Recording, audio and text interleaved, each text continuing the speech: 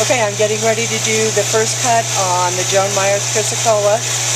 The piece is porous, and so we're going to start on a saw that's way too small for it, but the purpose of doing that is to see if we can get it to hold on a really fine, really thin saw blade.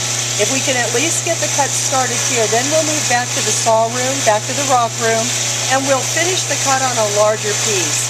But this beginning is going to tell the tale.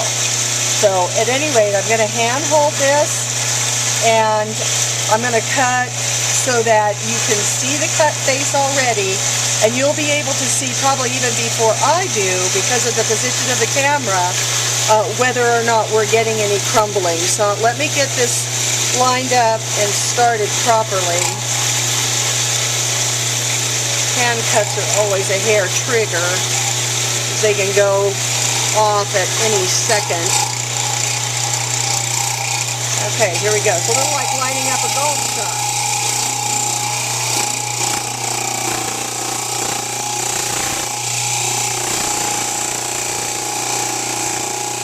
If you'll notice on the plate, the surface of the stone is beginning to break off.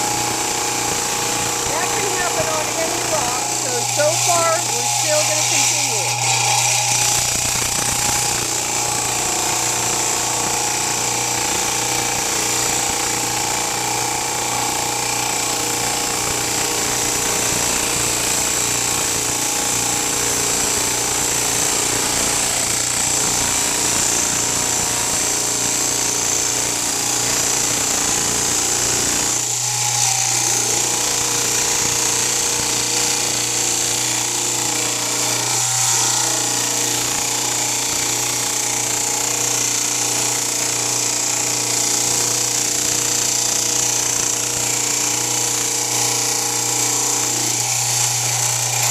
When I release the pressure on the stone, you immediately hear that the saw blade is spinning freely inside the cut channel.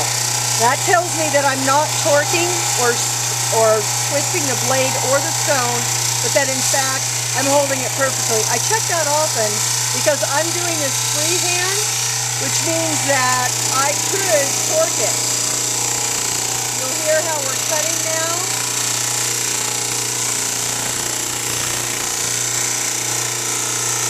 And now I've released it, and you hear hardly any noise at all. Okay, here we go again. Cut.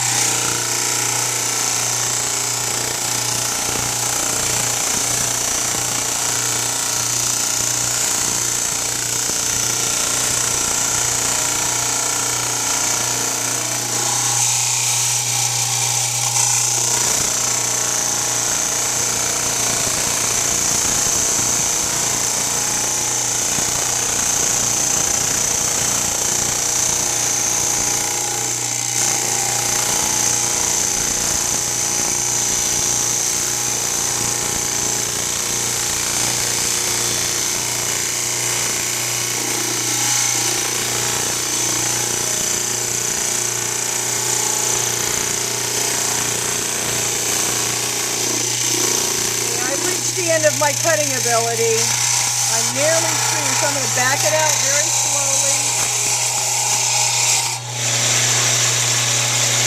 So far we're holding together. You can see my cut line is pretty darn good for a free cut. Not bad for an old lady. Okay. I'm going to set this down in channel.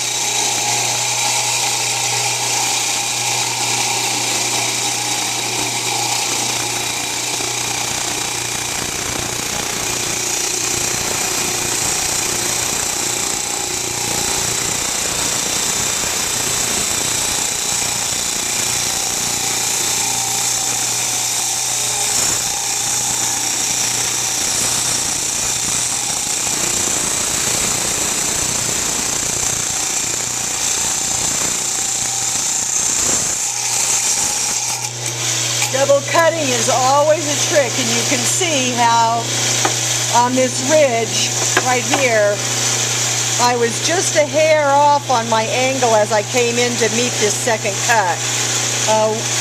We've got calcite in here, which is really, really soft. It's pretty, but the thing I was hoping for was quartz, and that would have given us a much stronger. But here's the exciting thing. I was going to say it didn't break apart. Apparently I'm speaking too quickly. If we can get these pieces to hold together, I think we've got a couple of cabochons here. These will not be able to be prong set. They will only be able to be bezel set, and that's because this material is so impossibly soft. So that's the story, Morning Glory. And I'm going to call you, Joan, once Kenny puts this up online so that you can go and take a look at this cut for yourself. And you'll see again how rapidly this is drying out as it just literally wicks or sucks up the moisture. A very bad sign. So I'm going to shut this down and we'll see what we've got.